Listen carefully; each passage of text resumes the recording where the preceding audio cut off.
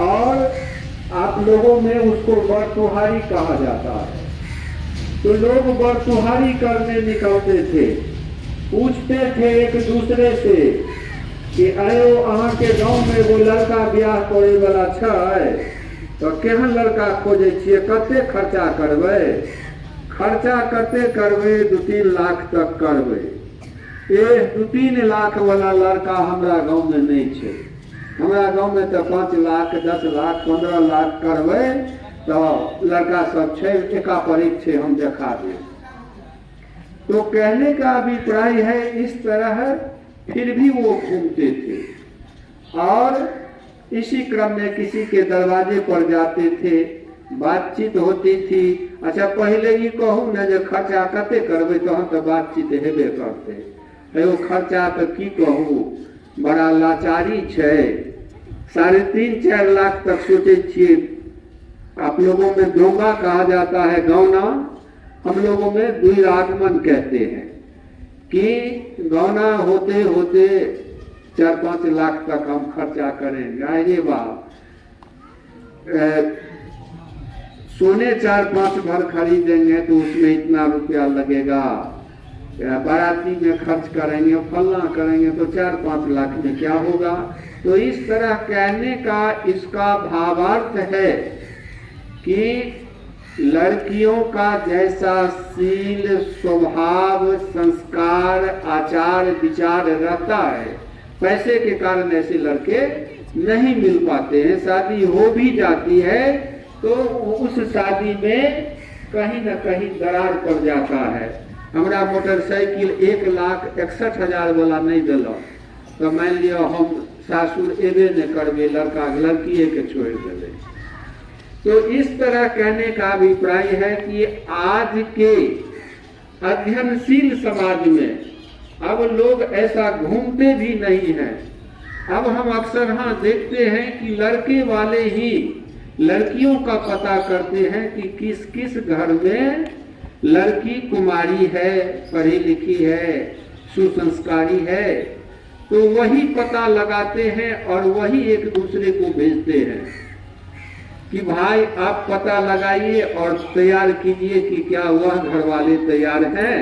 तो कहने का अभिप्राय है कि यह जागरूकता पठन पाठन से हमें मिला है।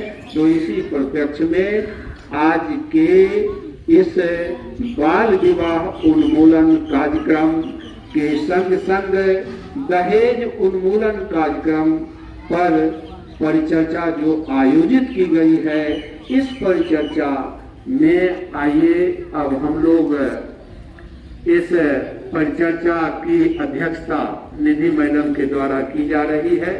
निधि मैडम के श्रीमुख से कुछ विचारें हम लोग श्रवण करेंगे और तत्पश्चात आप लोगों के द्वारा भी कुछ अपनी अपनी वाणी को रखी जाएगी। तो आइए निधि मैडम।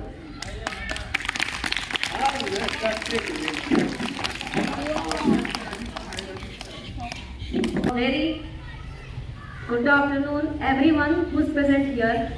मैं आज सुरक्षित शनिवार, आज इस महीने का लास्ट सुरक्षित शनिवार है जिसका टॉपिक है बाल संरक्षण, बाल विवाह और दहेज प्रथा। इसके बारे में मैं कुछ आप लोगों को बताना चाहूंगी। बाल संरक्षण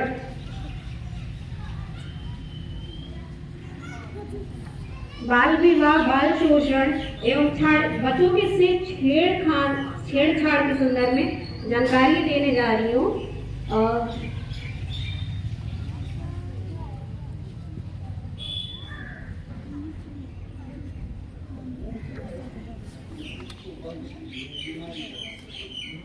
सबसे पहले मैं बताऊंगी कि बाल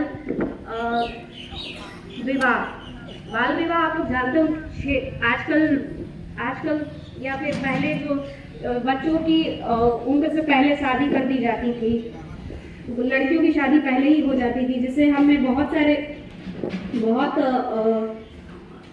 नेगेटिव बोल सकते हैं, मतलब नकारात्मक प्रभाव पड़ता था। उन लोगों को ना पढ़ने लिखने की समय मिल पाता था और ना ही वो अधिकारों को जान पाती थी। यदि हम शिक्षित ही नहीं रहेंगे तो हम अपने अधिकारों को जान ही नहीं पाएंगे कि हमारे अधिकार क्या है। शिक्षा कितना बड़ा शस्त्र है जो भी है।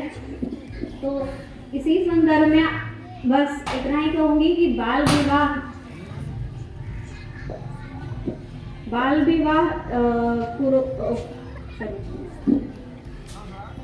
विवाह सही नहीं है। आप लोग शिक्षित होइए, अपने अधिकारों को जानिए। ठीक है, धन्यवाद।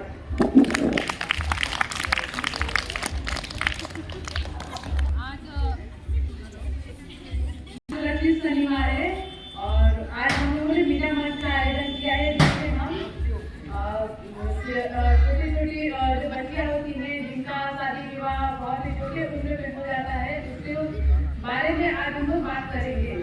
ये हमारे समाज का बहुत ही कुप्रथा नियम है, जिसमें खास करके जो छोटी बच्चियां होती है जिनकी उम्र बहुत ही कम होती है और उनकी शादी बहुत जल्दी हो जाती है, जिनकी वजह से उन्हें बहुत तरह का आगे चलते दिक्कतों का सामना करना पड़ता है और उनके ऐसे बहुत से अधिकार है जिनसे वो वंचित रह जाती हैं। तो आज हम लोग जो बात कर रहे हैं कि हमारा एक जो पढ़ने लिखने का जो भी हमारा अधिकार है समाज में रहने का, उसके बारे में हम जाने, जिससे कि हम इस चीज का विरोध कर सके, हम स्वयं कर सकते। अगर हमें इन सब चीजों का पता नहीं रहेगा तो हम आगे अपने अधिकारों के बारे में नहीं लड़ सकते। इसीलिए हमें खुद ये चीज प्रयास करना चाहिए, हमें पढ़ लिख कर आगे बढ़ना चाहिए, ताकि हम आगे चल के समाज में किसी के ऊपर डिपेंड ना हो। जो पहले लोगों की जल्दी शादी हो जाती थी, जिनकी वजह से उनको हर तरह के दिक्कतों का सामना करना पड़ता था, समाज में हर तरह की कुरीतियों का सामना करना पड़ता था।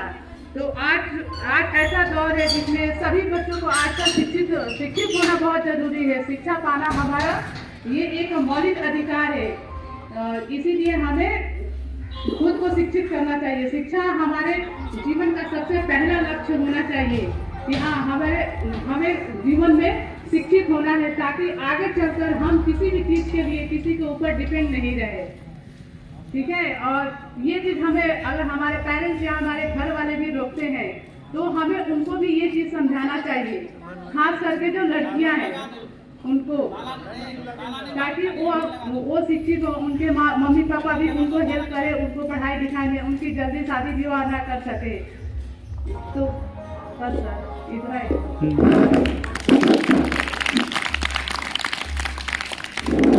तो बहुत धन्यवाद नेतू मैडम, जिनके मुखारबिंद से हम लोग इस कुप्रथा के संबंध में कुछ विशिष्ट जानकारी सुने हैं।